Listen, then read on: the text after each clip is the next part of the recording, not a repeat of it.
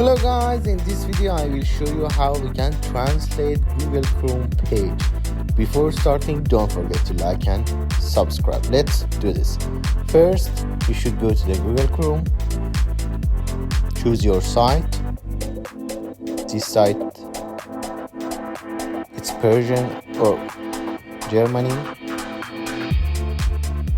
Click on 3-point, scroll down and find translate.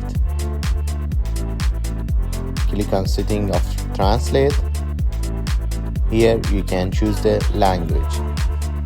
For example, this site is German to English.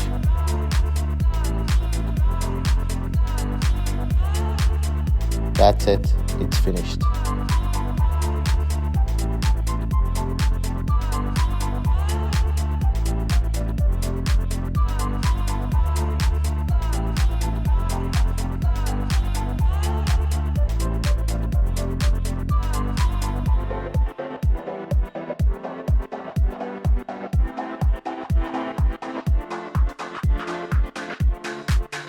Thanks for watching this video. If it's useful, don't forget to like and subscribe to support me. Thank you.